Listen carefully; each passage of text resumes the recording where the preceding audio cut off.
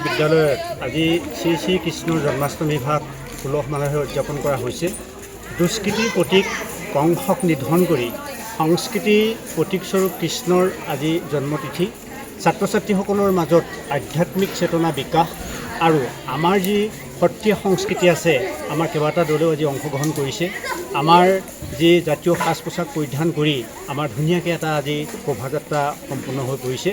এই শোভাযাত্ৰা আৰু অষ্টমী পালনৰ জৰিয়তে ছাত্ৰ ছাত্ৰীসকলৰ মাজত যাতে আমি আধ্যাত্মিক এটা বিকাশ সাধন কৰিব পাৰোঁ আৰু গোটেই ৰাইজৰ লগত যাতে আমাৰ বিদ্যালয়খনৰ পৰিয়ালৰ তৰফৰ পৰা সকলোৰে লগত যাতে এটা মিলা প্ৰীতি এটা ভাল সহযোগিতা হয়, সেই উদ্দেশ্য ৰক্ষা কৰি আমি এই কাৰ্যসূচীভাগ পালন কৰিছোঁ আৰু সকলোৰে সহায় সহযোগিতা পাই আমি ধন্য মানিছোঁ। ভোলাবাৰী উচ্চতৰ মাধ্যমিক বিদ্যালয়ত পৰম্পৰাগতভাৱে শ্ৰী শ্ৰী কৃষ্ণৰ জন্মাষ্টমী তিথিভাগ উলহ মালহেৰে উদযাপন কৰি অহা হৈছে।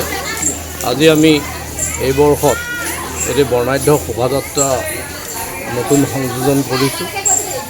আমাৰ এই শোভাযাত্ৰাটিত বিদ্যালয়ৰ সমূহ শিক্ষক শিক্ষয়িত্ৰী তথা ছাত্ৰ ছাত্ৰীয়ে অংশগ্ৰহণ কৰাৰ উপৰিও আমি ক'বলৈ পাই আনন্দিত হৈছোঁ যে এই বিদ্যালয়ৰ শুভাকাংক্ষী ৰাইজেও এই শোভাযাত্ৰাত অতি উদ্যম উৎসাহেৰে অংশগ্ৰহণ কৰিছে, আমাক ধন্য কৰিছে। বিদ্যালয়খনৰ প্ৰতি স্থানীয় ৰাইজৰ যি অকুণ্ঠ আগ্ৰহ, অকুণ্ঠ শ্ৰদ্ধা, সেয়া আজি শোভাযাত্ৰাটোত নিশ্চিতভাৱে প্ৰতিফলিত হৈছে।